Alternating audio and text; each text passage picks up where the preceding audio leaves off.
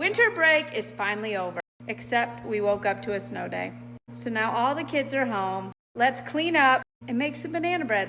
Just as John left for work, my brother-in-law came over and he plowed our driveway. In the night, we got 4 inches of snow. Honestly, I had no idea it was coming and I was like, what? Why do we have a snow day? I make coffee every morning, but this morning I knew I was going to need it, so I did a double shot. I know I've said it before, but I'll say it again. Coffee just tastes better in a cute mug. I got this one off Whatnot from my friend Haley, so we're going to make coffee in that one today. Gonna use some almond milk and a little bit of coconut creamer to start the day out. I didn't necessarily have plans for today other than to clean up, but I assumed the kids would be at school when I went to sleep last night. So I guess that just means I will have them to help me. But I always like to start my day off right by reading a little bit of God's Word. I do a morning Bible reading, some intimate prayer time, and then I write down in my journal just my thoughts, what I learned that day, and my goals. Just really trying to be more intentional to get in my word this year.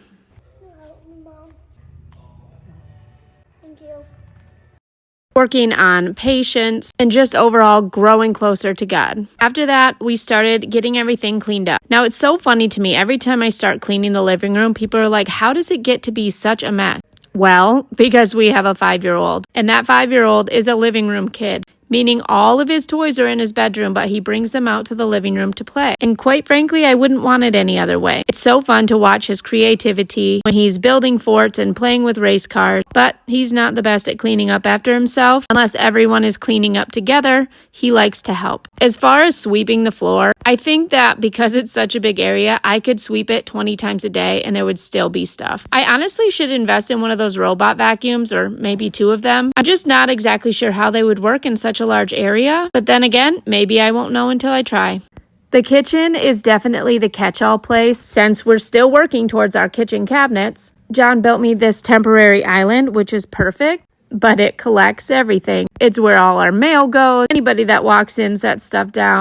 But that's okay. It's just a matter of remembering to take care of the clutter, do the dishes, and wipe it down. And then there's this fold-out table, which we do all our cooking on. We have the hot plate there as like our stove, the toaster, where we plug in our crock pots, all the things. Yesterday we had chips and cheese, and then some of the kids made chili cheese fries. So there was a little bit of a mess to clean up from that. Nothing too much. But the kids have been asking me for weeks to make banana bread, and I keep forgetting. So I thought, you know what? Today is the perfect day for that. I got out the bread maker. We got in the TikTok shop over a year ago, picked up those 2 ripe bananas we had, and I got to work. Someone had made a reel with this recipe, and it's just been my go-to for making banana bread. It would be so much easier, and I could make bigger loaves if we had an oven. But this thing works incredible for right now. I was kind of bummed out we didn't have any sticks of real butter, so I did have to use margarine, hoping it still turns out okay. I just really like the rich flavor of real butter.